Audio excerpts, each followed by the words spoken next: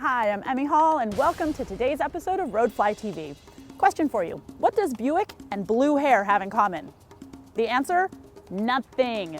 See, while in the past Buick might have been associated with little old blue-haired ladies who drive about 45 miles an hour on the highway down in Florida, that is not the case today. This 2012 Buick Verano has got a long list of standard features, and it fits nicely in between cars like the Honda Accord and the Audi A3. And this car has got just a little bit of a racing heritage behind it. I know you might think that's a little weird, but I'll explain it in a second. The styling on the Verano exhibits a clean and modern look while still paying homage to the past with the signature waterfall grille.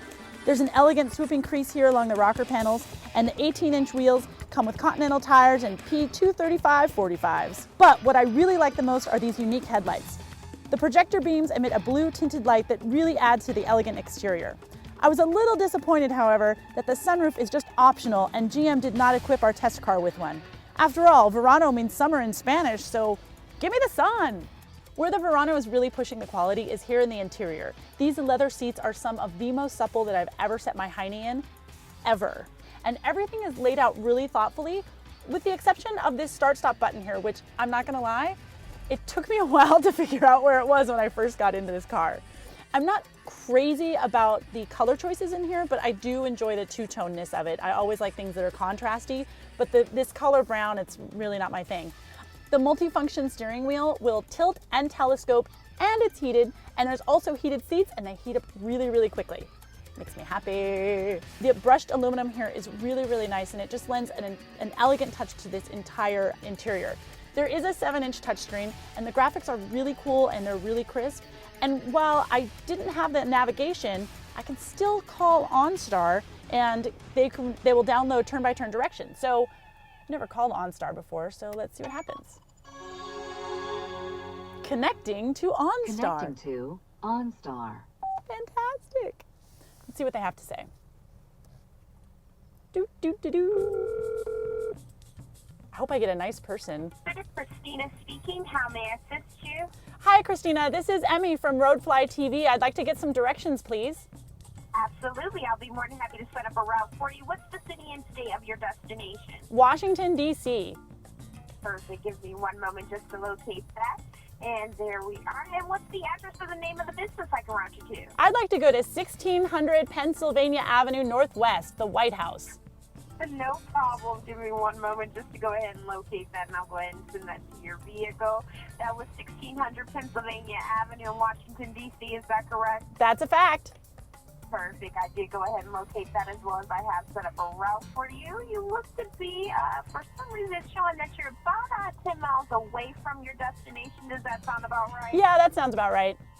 Wonderful. Well, to you all that are watching or listening, thank you so much for calling on, sir. You have a wonderful day. Thank you. Take care. Anytime. Bye-bye. Bye. Your OnStar call has ended. Goodbye. So for a luxury compact car, you do have a lot of room back here. This driver's seat is set for my position. I'm 5'9", so I've got it pretty far back. I've got a lot of room here for my knees and much, much room for my head. So all you tall people, you're gonna be solid. And the center console, your own personal cup holder, baby. I love cup holders. The trunk of the Verano has got about 15 cubic feet of space, and with those 60/40 rear seats folded down, I'm able to give it a Emme trademarked laundry basket rating of 6. Under the hood, GM has given us a 2.4-liter 4-cylinder Ecotec engine, which produces 180 horsepower and 171 pound-feet of torque. Now, what's cool about this engine is that it is used in a lot of off-road race cars. I know you wouldn't expect it, right? But it's used so much that SCORE International Off-Road Racing has created 2 separate classes for this. The Class 4 buggies and the Class 7-2 trucks. They all have to run an Ecotec. And the Class 10 cars, which is kind of like the 3rd fastest class out there, a lot of them opt to run an Ecotec. Well, why would they do that? Because they're tough, they're lightweight, they're indestructible, and you can go an entire season without ever having to touch your engine. So does this still sound like an old lady car to you? Yeah, if this engine can survive the Baja 1000 or the Mint 400, I think this car is going to be able to get you back and forth to work pretty easily. Okay, so yes, I'm going on about how this is an Ecotec engine and it's used in off-road race cars, and I know someone's gonna ding me in the comments for it. I mean, I get it. Those cars are much lighter weight than this car. This car weighs in at about 3,300 pounds. So it's going to give you a 0 to 60 time of about 8.2 seconds.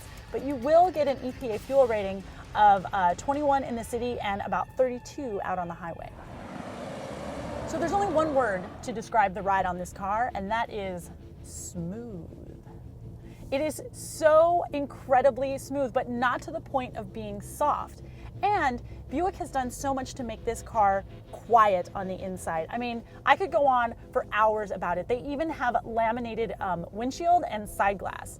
So this car is, the road noise in this car is really, really minimal, to the point where, let's say you have a really annoying road trip partner, like me, this might not be the car for you, because you're gonna have to engage with them and hear every single word they have to say. It's that quiet. Listen.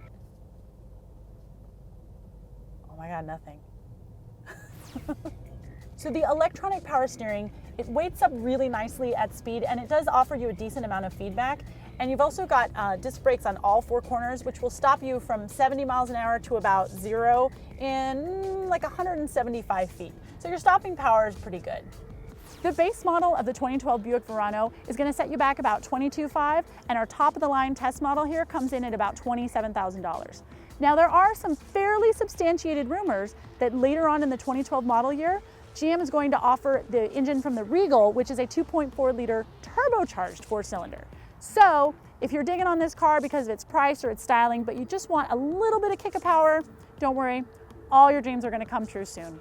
That's it for this week. I'm Emme Hall. Thank you so much for watching. Round of applause for all my fans. Yay! You can join our community by subscribing to our YouTube channel and leaving me your comments. Seriously, I read every single one. I can't respond to everyone, but I read every single one. You can follow me on Twitter, you can find me on Facebook, and you can view the window sticker for the 2012 Buick Verano on RoadflyTV.com. Thank you for watching.